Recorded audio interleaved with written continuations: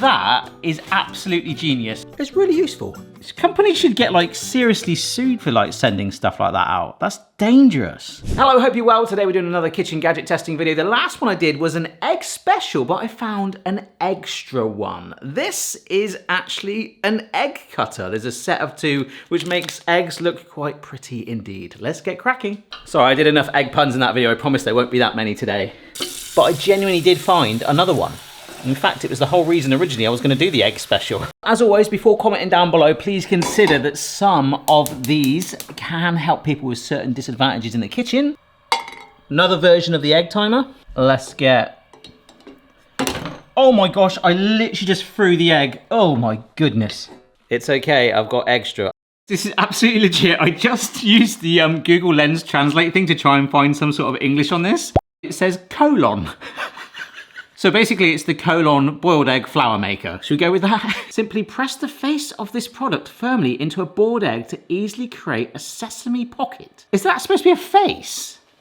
I mean, they are faces on there, aren't they? Look at that. Those eggs are gently rumbling away like a dream, so whilst they continue to cook, I've given those gadgets a wash. These are cedar grilling planks, and they're perfect typically for barbecuing. Yeah, in fact, that's a perfect example of it there. We're going to use salmon. So basically, typically, you'd put it on a barbecue, and the wood, it imparts a real smoky flavour on there. However, I was on a barbecuing forum, very passionate people on there. You can actually use these in the oven, and either way, you still smoke a plank, which is what you cook your food on, in water, even when it's in the oven, to help develop that flavour. So, into a baking tray, we are going to fully immerse it in water, lovely jubbly. So we're gonna leave this for about an hour. On the forum it said when you're barbecuing 2 hours, but for the oven, an hour you can get away with. It also said to make sure it doesn't catch on fire, but we should be okay. But what we will do is compare one in the oven salmon that's baked without it, and then return a plank with salmon on into the oven to compare the difference and probably the smell.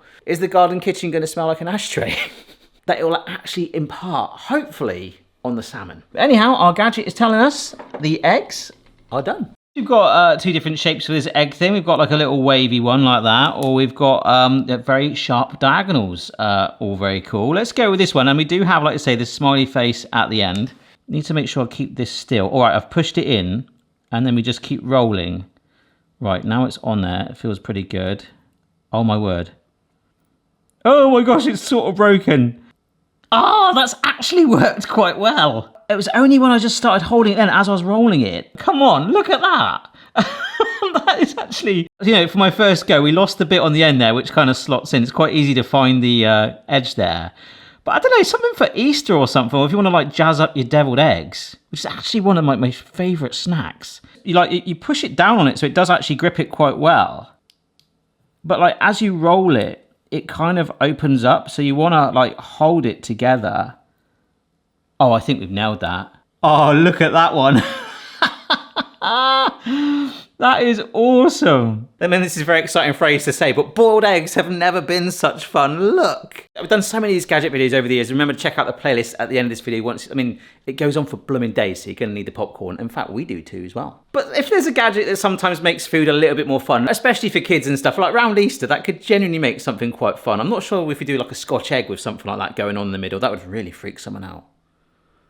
That'd be hilarious, to be honest.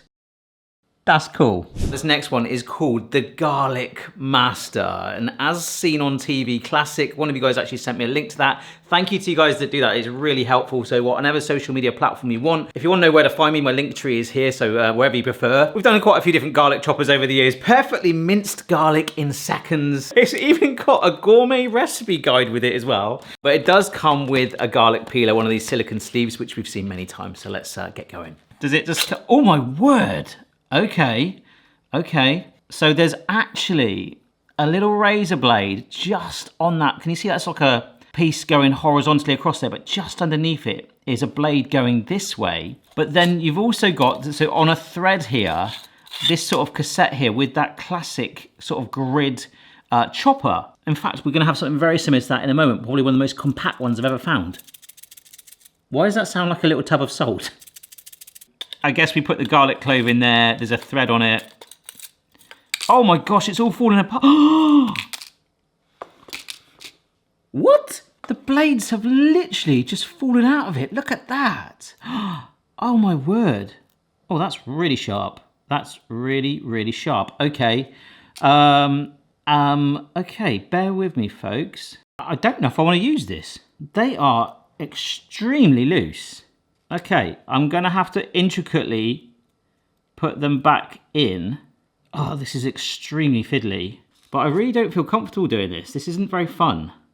All right, little update. I've managed to get them all back in. I'm just going to try and tip it slightly to see if it all falls out. Oh my gosh, yeah. But this time just the one. Oh my word, this is ridiculous. This company should get like seriously sued for like sending stuff like that out. That's dangerous. I don't know if I'm going to be able to endorse this one. But these are normally pretty good. You can get good and bad ones. In fact, in my veggie prep kits that I did, if you get like ones that have got like a good grip on it, they generally are better. You can get ones that are really smooth. So without that friction, it just doesn't really do much. I don't know how many cloves I want to do. I'm just going to do the one. There we go. That is, and I am still touching it. So it kind of, that part of the garlic master, which is just a silicone tube, is okay. But what about this thing? So here we go, we're going to get it minced, but then there's also going to be that chopping blade there as well. So we drop this in. That is quite an evil combo. Let's start with the part mashed one that I just did. This goes in and it locks, okay? You know, that's, you can have that on your dinner table, imagine that. All the blades fall out, absolutely fine. So I've got a little board here, let's go. So we're going to just twist it round. Is that going down? Come on. Maybe I need to put more in there. Right, there is definitely enough in that now. There we go, so it's locked in. Come on, let's see if we can get it. What is going on? Unless I'm turning it the wrong way. That's ridiculous. It's literally telling me to go clockwise. There is, oh my gosh, look. What? So, oh my gosh. That locks on there to give you that sideways, oh my word. That sideways, it's just snapping. I normally give these away to a patron, but I don't know about this one. Oh my gosh. Like, it's definitely pressing it against it. But I will say, out of it, that garlic is extremely symmetrical and very well diced. Just the rest of it is stuck in there. There we go, look, it's actually, oh gosh. I've got like 2 large garlic cloves in there. It just keeps cracking. It stinks. I don't like it. I like the look of it. That's actually kind of cool. But that might be, I always try and make a gadget work, and I've double checked the instructions. I don't think it boded well where the blades were like that. That is a fail, and probably the most solid fail I've had for a while. I actually feel like I need a little bit of comic relief here, so let's just push the face. Oh my God, it like created a hairline into that. Oh my word, you can actually just about see that face, can it? Oh my gosh. Okay, I wasn't gonna do this one next, but based on how bad the garlic master was, this from Joseph is the multi-prep compact 4-in-1 chopper gadget thing. Doesn't mention garlic, which is why I paired that for the video today. I was thinking, oh yeah, this is gonna be one of the cons of this. Doesn't chop garlic. I mean, you sort of did, but there are many better ones that we've already done on the playlist, remember. But the thing I liked about this is it was multifunction. You've got your chopper on there, you've got the julienne, slicer, grater, finger guard, and of course it goes into a food container, but most importantly, it feels like quite lightweight and compact. Let's just chop some stuff up, hopefully with the blades still in there. Oh, this is very nice. When did like kitchen gadgets like turn into like the experience of opening like a brand new phone? It's all like slick. But straight away, I'm seeing like this compactness. Look at that. That is absolutely awesome. So you have got like the chopper thing as standard. The blades are already set in place. Are they gonna fall out? No. Your nice big gripper thing there. Okay, and this is peace of mind. Each of these blades. So that's your julienne. That's your slicer, the grater, and in here, yes, is like a gripper, but also the finger guard too. So all of this needs a good old wash. There's a sticky label randomly there. I'll get this washed. This shouldn't take long. I'm thinking this is going to be pretty good. Of course, the downside to any of these sorts of kits is you do have to still do a little bit of manual work, especially with certain things like, well, an onion. But here we go. Let's see how sharp these blades are. Oh, yeah, that works. So that's the other thing as well. You could stick all these on like that and put that in the container because it is completely airtight. There's a few bits of onion there, but if we open it up, you could easily just brush to get that out. I mean, that's one downside. It didn't come with a brush to sort of clean the blades, and I'm actually crying right now. Onion tears, or I'm just getting emotional over a gadget that actually works pretty well so far. Slicer. I just did that by hand because we've got quite a lot of slack there. But if we just take a chunk off, shove our finger grip thing on so that pinches into that, up and down. Whoops, all right. Sort of turns into like a deck of cards. We got a little shimmy, julienne. So lots of sharp upright blades that lead into a horizontal blade as well. Oh, look at that. It's sharp, but it feels safe, like the polar opposite of the Garlic Master. And then a grater. I guess we could use the pincher on this. Oh no, it doesn't like it. It's sliding off, so by hand. So I'm missing a couple of things. I'm missing a brush to clean in between the blades, and I'm missing an anti-cut glove, but it's all collected in there. I mean, it's a bit overkill, but if you don't like getting too close to blades, which I feel like is the story of this video, a little anti-cut glove like that. Remember, Uncle Cut gloves are also available. Just gives you that little bit of peace of mind. But I can't fault that. It's a nice, easy one. We've seen different variations of like this before, but I'm quite jealous of the Patreon supporter that gets this one because I quite like to keep it. I love how compact it is. So yeah, that is a really good one. Quite refreshing.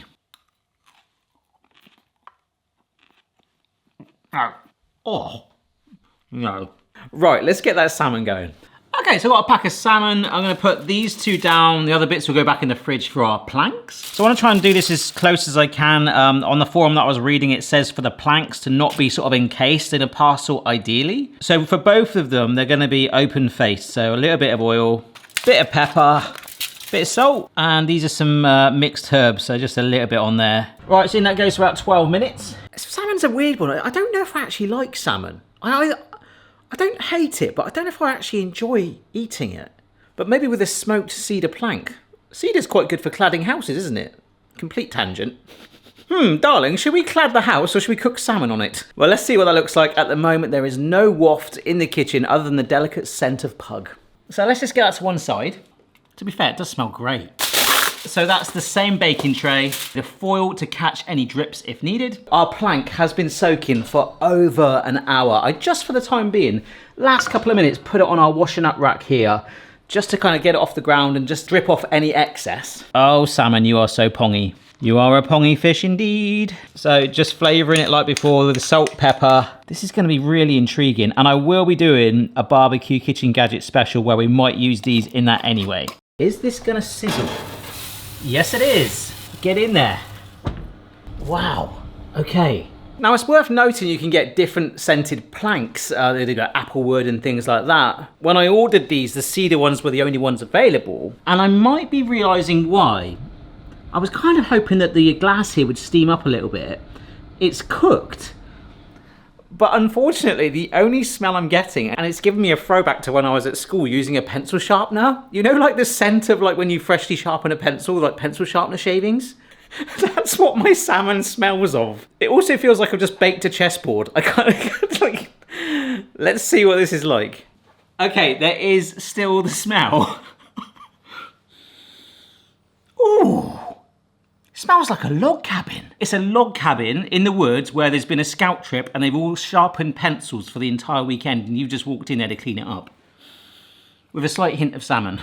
All right, let's try the foil one. On its own, I'd probably struggle with that, but the seasoning really helps. That's delicious. It's nice and flaky, cooked through. A little cold now, but even this will be too. Oh, I will say, that is slightly juicier. It has a mild scent of pencil case. I tell you what, a very, very mild scent. Actually getting it slightly in the back of my throat now, like just like a lightly wood scent, like nowhere near as much as in the barbecue, and I can't wait to do a follow-up with a barbecue for this one. But we touched on it there, with it being steamed in there, that moisture in the oven has made this like extremely delicate and pillowy.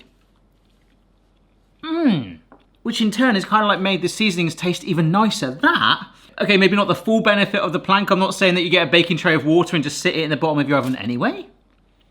So in conclusion, that was absolutely fine, and this did impart a delicate scent. It does smell slightly of it in here. It's driven a little bit of that cedar flavour in there, but it's that juiciness, that moisture from being able to cook it straight on that plank, which has completely transformed the taste of that. And out of the two, I would 100% do that again. All right, we're gonna finish with two nice quick ones. What do you think these are? Have a little look. What could they be? Well, they do look a bit like measuring spoons, but in here, no. In fact, we'll probably just use the one. This, so it's a clip with a little cap on it. This transparent bit there, right, that can come off. This is actually pretty useful. So this we're going to give the very exciting name of bag clip. I'm sure that was someone's nickname at school, but anyhow, opens fully like this, is a little bit of movement, but there's like a three-way sort of like weaved interlocking thing to really grip this sort of pocket in place, and then of course there is where it really bites it. It being, you know, for example, you've got like a bag of popcorn. You open it up. But you've got no way of sealing back together, so you just kind of like scrunch it up. Sometimes you get these like bag clips, clothes pegs, whatever. This, see this seam there? You want to get that in to the bag. Oh my gosh. Into the bag. We'll do it this way. So if I open it up fully there, see it's in there, okay? So you can see those lines. We just close that on there like that. Clamp it in place, okay, so it's there like that, and I think, unfortunately, popcorn was a bad choice. We can put our cap on, and that is pretty much airtight. However, we want popcorn. So, you grab your bowl, you've got your... Okay, my cap just fell off, that's fine. We've got our popcorn.